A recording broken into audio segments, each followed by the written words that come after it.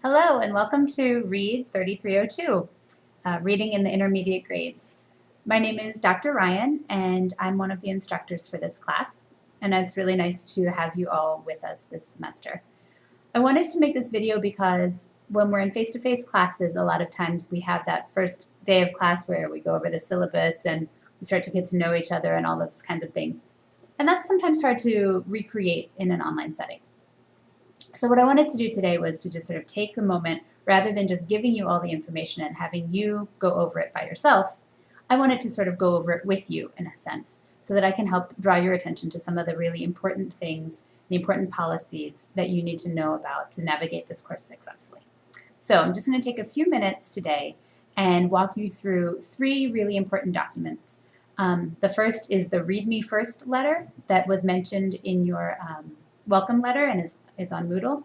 The second is the syllabus, and the third is the course organizer. Okay, so if you have those three documents, if you have them printed out or if you have them on your screen, go ahead and get them now because that's what we're going to look over, okay? So the first one is this Read Me First letter. It looks like this, and it's at the very beginning of your Moodle site, the very top of the Moodle site. I would like you to read through this carefully, but I want to draw your attention to a few things. First of all, as you already know because you found this video, our course is on Moodle, not on Blackboard. I know many of you by this point, because you're in your junior and senior year, you've probably taken some other read classes and you've likely used Moodle before. If you have questions or you have any concerns, feel free to contact the tech people listed in your syllabus or let your instructor know that you're having some problems, and we'll be happy to help you.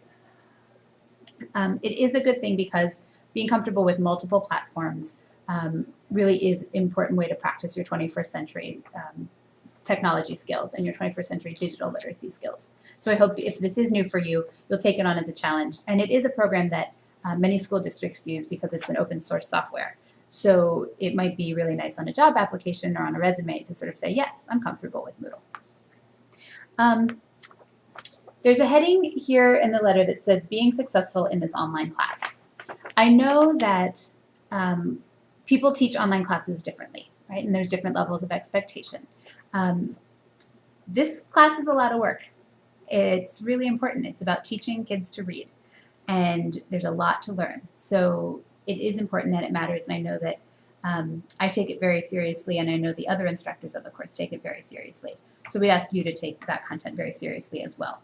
We've tried to pick out just the things that are the most important, that really will impact the way that you teach and the way your students learn. So we know that there's a lot that we cut out, and this is what was really left, the core of this information that you need. So it is a lot and it is important. I've asked some students, because sometimes you can hear things from your teacher, but it's not really the same as when you hear it from other students. So I asked students from the course last semester to talk about what advice they would give you, students coming in new to the course. And so this is just a handful of some of that advice, but I wanted to share it with you. It's in the letter. Read every email and announcement carefully. Okay. On Moodle, there's a news forum.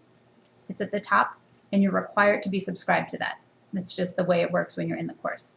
Everything that goes in there gets sent by email to you. If you get an email like that from me, read it carefully, right? It will also be posted on the news forum, so if you need to go back or if you delete it accidentally, you can always go back and look there. But those announcements are really important. The second thing students say is follow all directions. Mistakes like not including the required elements of assignments or not posting the number of responses in a discussion will make you lose points quickly. Okay, so we'll give you everything you need to know. You just need to be able to follow that information. Spend time really reading the book. It's helpful. Embrace the readings because you do learn from them. Don't get behind on the reading. Write and reflect as you go, not all at once at the end. Okay, so again, students have found the readings in this course really helpful to their learning, but they are a lot. So they're sort of giving you some suggestions to pace yourself. Contact your practicum teacher ASAP. There is a required practicum that comes along with this course. So you'll see on Moodle, you'll fill out a form to ask for a placement. The Office of Clinical Experiences will place you, and you'll do your practicum in that setting that they give you. You want to make sure that you start to plan when you can go with your teacher as soon as you get a placement so that you can make sure you get your work done on time. The videos and modeling will help you with all your assignments. If you do everything the teachers lay out, there's no way you can't get an A in the class, right? We like to give you the tools to be successful. We don't want to trick you. We don't want you to think that there's some magic game or we have the answers and we're not telling you. We'll give you all the tools, and then it's up to you to take them up and be successful with them. The other students say, try your best, ask questions, and have fun. That would be great. Take this class seriously. It will help you in your future teaching. Learn outside of the classroom by applying what you've learned in your assignments. So that's the nice thing we'll see when we look at the course organizer, is that the course is really meant to learn some things and then to really put them into practice. So you'll start to get that theory and practice connection that's really important for teaching. And then they say, be prepared to work hard and learn a lot. It's a busy semester and class with a lot of work, but it will benefit you in the end. So I hope you have, at the end of the semester, you have similar kinds of suggestions, experiences, and then suggestions for future students. You'll see a little bit about what to expect in this course. There you go. In the letter, so give you a sort of an overview of what we'll be studying. And then some advice on, some advice on how to navigate the online modules. We'll look at that in a minute, okay? So there's information here, but we'll look at it in the course organizer as well. Okay. And then it also, finally, the letter gives you some next steps. So after you watch this video, if you're not really sure, like, that's a lot, I feel overwhelmed, go back to this letter, and here's the first things that you need to do. Okay? So I hope that's helpful. So that's the Read Me First letter. The next thing I want to look at is the syllabus. Okay? It's on Moodle. Looks like this. So if you have that, grab it. There's a lot of information in here, a lot of which we're required to put in as part of ECU and the College of Ed. But you'll see about the objectives, the course materials, academic integrity, right? Don't copy stuff and use it if it's not yours, and especially if you don't put it in quotes. Book summaries, anything. If you're taking something from someone else, you need to cite it. But I think you know that. Continuity of instruction, but we're already online, so that shouldn't be a problem. Some numbers to call if you need help for distance education, right? So if you help desk numbers and those kinds of things. Americans with Disabilities Act, if you have accommodations, just let your instructor know. We're happy to work with you. And I want to spend a little time looking here at participation and what you can expect from your instructor. So participation is what I need from you, right? It's what you need to provide to the course.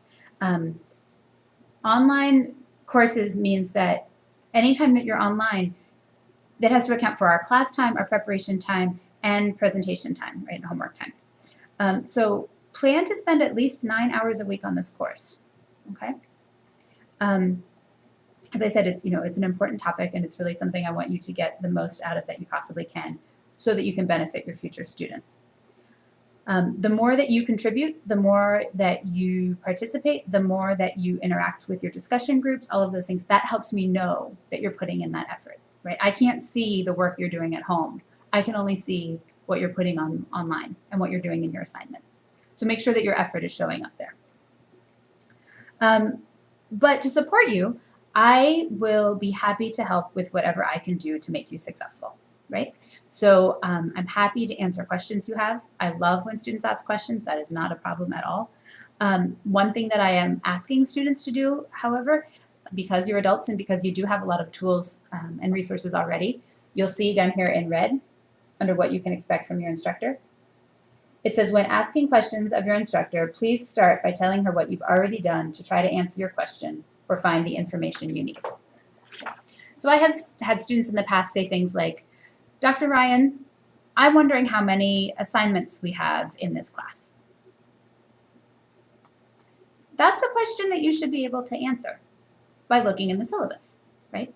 So if you still have a question about the assignments, then you could write to me and say something like, Dr. Ryan, I looked in the I'm curious about how many assignments we have. I looked in the syllabus and I saw this information and this information, but I'm still wondering this, okay? When you let me know what you've already done to try to solve your problem, then I can help give you an answer that will really work for you, okay? So I'm really happy to have you ask me questions, but do tell me what you've done so that I can give you a better answer. I'm also trying to be very responsive over email, right? I know that you need feedback from me. So if you haven't heard back from me within 24 hours or so, feel free to write me again. Maybe I missed it. Maybe it didn't go through. So that's what you can expect from me. For assignment policies, it's the next category here. Okay. Two things are particularly important with assignments. Number one, please, please, please save all your files that you upload, that you turn in, as your last name, then your first name, then a dash, and the assignment name. Okay? That saves me so much time. I really need people to be consistent with that. Okay? I don't want to have to go take off points, right? I don't want it to be a nitpicky thing. I just want you to do it. If people are consistently forgetting to do it and I'm consistently having to correct people, then I might start taking off points. I don't want to have to do that. So just please save your things that way. So for instance, for me, it would be Ryan, Caitlin, dash, reading journal 1, something like that, okay? In terms of late work, assignments more than 1 week late will not be accepted without prior discussion and approval by your instructor. So if something comes up, you have a family emergency, or your practicum teacher has canceled your visit and you have to, postpone that until the next week, and that'll mean your paper is late. If you have something like that come up, that happens. I understand. That's not a problem. But you have to contact me and you have to talk with me about it first, okay? If I say that it's okay, that sure, I'll take that assignment late because of this extenuating circumstance, then what I need you to do is I need you to, I think it's in here. Yes, there it is in red. I need you to copy and paste our email discussion that says, hey, Dr. Ryan, this has come up. Is it okay if I turn it in on Monday? And then I will write back and say, yes, thank you for telling me. Because of that circumstance, I will approve that and I'll take your paper late, or I'll take it late for partial credit or something. Copy and paste that email exchange and put it at the end of your assignment. So when I'm grading and I'm reading and I'm grading and I'm grading and I'm like, why did this come in late? At the bottom, I'll see, oh, right, we did email about that. That way it's present for me right then and I don't have to go back searching through my email box or try to remember. I have almost 90 students, and while I want to give everyone individual feedback, sometimes the details get a little blurry for me. So the more you can do to say, hey, remember we talked about this, here's the approval you gave me, then I can make sure that I'm grading you fairly as we agreed. Okay? So no work late after a week without prior approval. And if you have prior approval for a late assignment, copy and paste it. Okay. I hope this is helpful. The rest of the syllabus will have descriptions of the assignments. Again, because I want to model for you some of the things that we'll be learning, I've tried to be really clear about why we're doing certain kinds of assignments, right? Why it's important that we do this work. So you see that it's not just busy work, that you see that it's not just to give you something to do or to give me something to grade, but that there's a real purpose for everything that we're doing in this class. So the syllabus will describe some of that purpose. There will also be more specific directions given on Moodle on the actual website when you go to do assignments. But this is a good outline for what we do and why we do it. Okay. You'll see that there's, again, practicum descriptions. There's an 8-hour practicum requirement for the course. Those will be placed by the Office of Clinical Experiences. And then the last thing here is a point chart. So I grade by points. The course is out of 200 points. So you'll be able to see your grades on Moodle, but you can also keep track of the points, on this chart, or just keep a running list of all the points that you're earning. So this tells you exactly where you stand at all times. It really should. Okay. So I hope that's helpful. There's an extra credit option if you want to go to a Tar River Reading Association meeting. The information is there. So things that are important with the syllabus, remember, definitely participate. Let me know what you've done when you ask questions so that I can know that you take some responsibility for your learning, and then I can help you from there. The late policies and saving your papers, last name, first name, dash assignment. Okay, I think that's all there. One more document and we're done. So the syllabus is all what we're doing, but the course organizer will help you know when we're doing it, okay? So this is the course organizer. Now the way to read this document is you'll see the 5 modules. This course is organized in 5 modules. The 5 modules are down on the side here with the dates that the module opens and closes. Then you'll see the topics of the modules, what information we'll be covering in that section. And then the next column are the tasks and assignments that are due during that module, and with specific, dates given, okay? And I color code it because I'm a former elementary school teacher and that's how my brain works. So you can see the color coding there too. You might want to print it out on a color printer if that's an option for you. And then in the last column here, I've just marked about when we'll be in practicum placements, okay? There's also some notes at the bottom. Let me explain.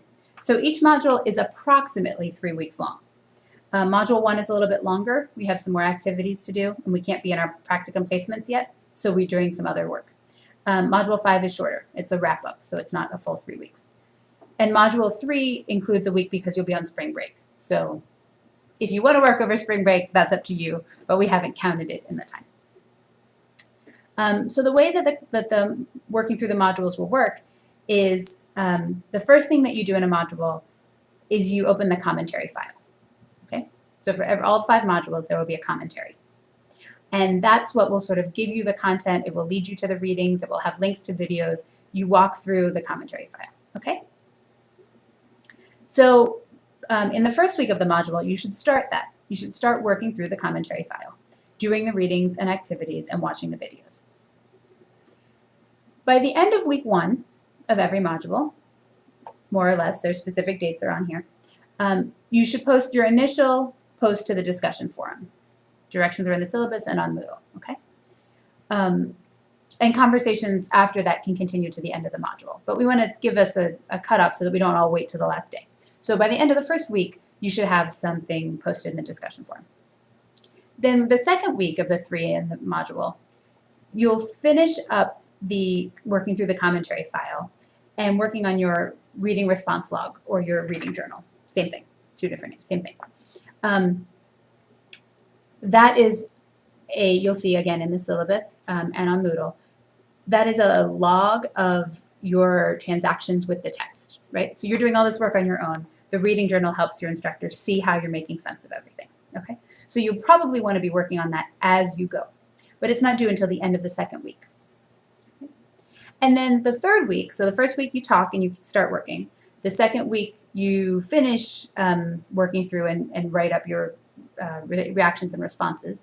And then the third week is a chance to do an application assignment, okay? So in Module 1, that means a literature circle and a text set project. In Module 2, 3, and 4, that's your practicum assignments, okay? So your assessment project, your interactive read aloud, and your guided reading project. And I know you won't know what those mean yet. That's okay. We have a long time to work on this. And then in the Module 5, that application assignment is another literature circle, and then your final. Okay, so that's the sort of way that the modules are laid out in this sort of 3-week setting. Okay, so by the end of week 3, students should finish their forum discussion, submit their application assignments, and then we'll move on to the next module. Okay, so this is the place to look for due dates and those kinds of things. Okay, this is more about the content and policies, and this is just some advice and will help you get started. So I hope that helps you feel a little bit more secure about what we're going to be doing this semester and how you can do it successfully. I know that if you put in the effort and you address any concerns or questions as soon as you have them, then I know we can work together and have you have a very successful semester.